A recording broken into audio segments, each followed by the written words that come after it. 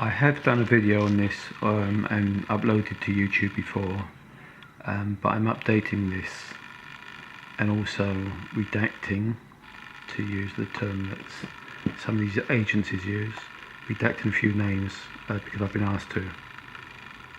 So, I received this letter last year, about a week later after visiting my local police station, where I asked them to investigate the smear campaign locally and wherever I go. And instead of investigating, they referred me to mental health services behind my back. I only found out that they had referred me because I rang the number here on this letter, and the receptionist told me that the police had referred me for this assessment. Now, I haven't redacted Mr Pennock's name because he has left the service. He no longer works at this address, and I wasn't too happy with him arriving at my door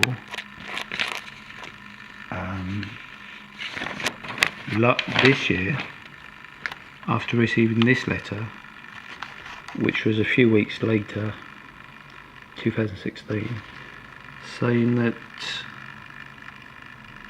he respects my viewpoint regarding my health, and as I hadn't attended the appointment with him, that would more or less be the end of it.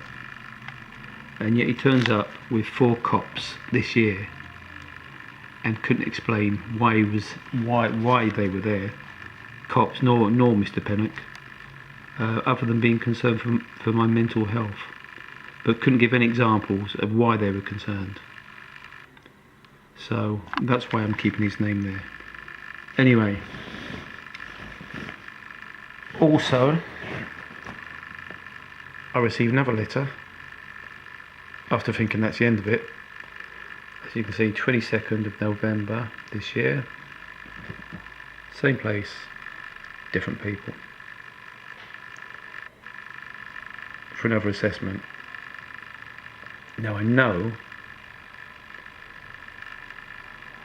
that if I ignored it, I would be contacted again, and before I managed to contact them, they contacted me. So I did attend the appointment. Well, I attended another appointment because 11 AM is a little bit early for me.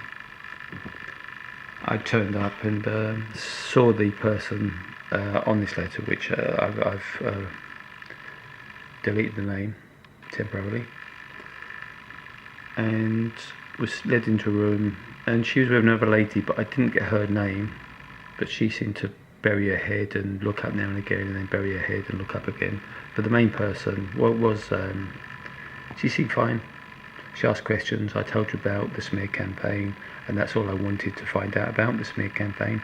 I told them what I thought about the cops, that they were responsible, and then I also told them both that I had evidence of the smear campaign. Some of that's on these videos that are on YouTube. And at the end, I gave a card to my photoslondon.com website, which would provide links to those videos and evidence, and show also a possible reason why I may have been signposted as a likely candidate for this gangstalking business, i.e. my attendance at the G20 anti-capitalism protest in 2009. That might be the reason. I can't say for sure.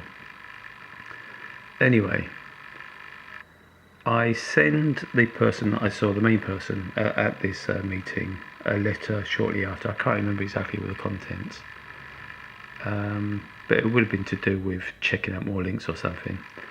And then I received this letter, dated, what's the date? Well, it's not dated, but it's got a date for me for another appointment this December.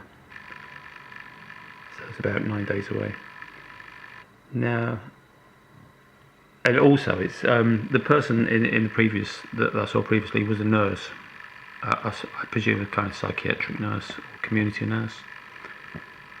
and this one is with a locum consultant psychiatrist. I've hidden her name.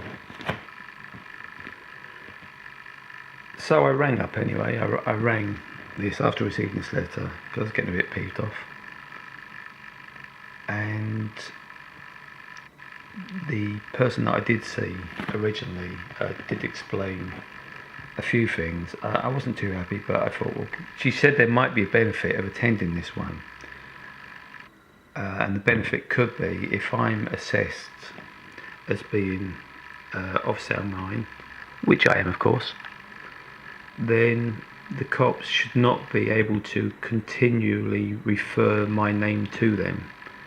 So on that aspect alone, I believe it could be worth going. It is voluntary. I don't need to go. It's not a mandatory thing.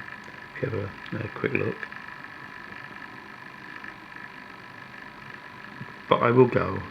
And it's at a respectable hour, 2 p.m. I should be awake by then. A bit more cogent than I am, usually. And we'll see how it goes.